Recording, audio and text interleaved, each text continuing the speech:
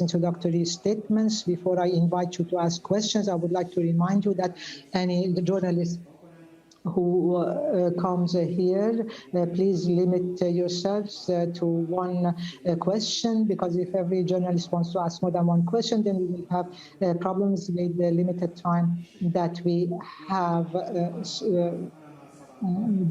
I would like to ask the first journalist, who is from the Iranian radio and television. And the second journalist should also get prepared for the second question. So Mehrdad, I don't know how much of the speech you were able to hear there. And of course, it's fascinating for the world to see this man, in many cases for the first time, speaking as the new leader of Iran. We don't expect to hear everything from such a first speech, but we expect to see how he wants to present himself. Were you able to take anything away from that impressed you with what he said? Well, I have to say that categorizing him as the new leader of Iran is a bit incorrect, I think, because he is not the new leader. He, very true. Essentially speaking, the second man in command, and the supreme leader is the one who sets all policies. He is the executor, in essence, of the policies that are sort of dictated to him by the supreme leader. That's how the Iranian system works. I unfortunately was not able to listen properly because the sound was very poor. But I can imagine, what he said, and he is trying to start a new chapter.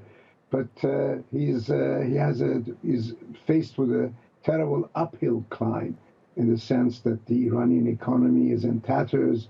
The negotiations in Vienna, even if they lead to some form of an agreement, will fall far short of the kind of expectations that the Iranians have in terms of trying to improve the future of the economy. And there are limits to the amount of compromise that they can make unless they make a tremendous shift in the kind of foreign policy that they've been pursuing. I think that he is trying to convey a message to the people that let's all get together now that the election is over. But the Iranian audiences are very skeptical and have no reason to want to believe that he is able or in a position to do anything significant for them. Absolutely, and we know how tightly aligned he has been through his career with the supreme leader. So in many senses, to people, it's as if he is the supreme leader in presidential form now. Not too much is known about his specific policies, however, so that's what people were listening for in, at the very least, his initial address to the nation and, you could say, to the world. What we do know about him is that he, like the supreme leader, is in favor of the JCPOA continuing.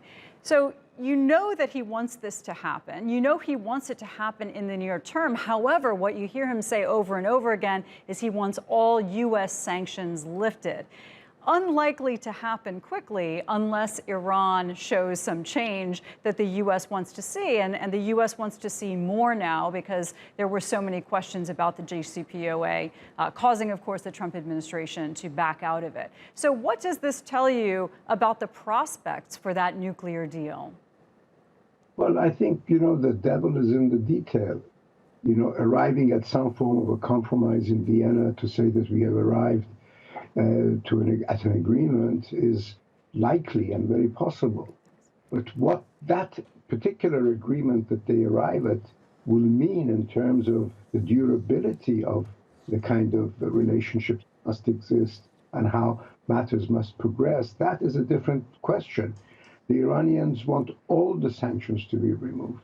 The United States has already removed some sanctions on oil and so on and so forth in order to sweeten the situation. But they are unlikely to remove all sanctions in any event unless and until such time that they have assurances that Iran will enter into proper dialogue vis-a-vis its missile and its regional policies. And that is something that neither the Supreme Leader nor Mr. Raisi are willing to adhere to. So the prospects, the long-term prospects of getting enough sanctions removed, and you have to face the fact that Mr. Raisi, as we speak, he is himself sanctioned.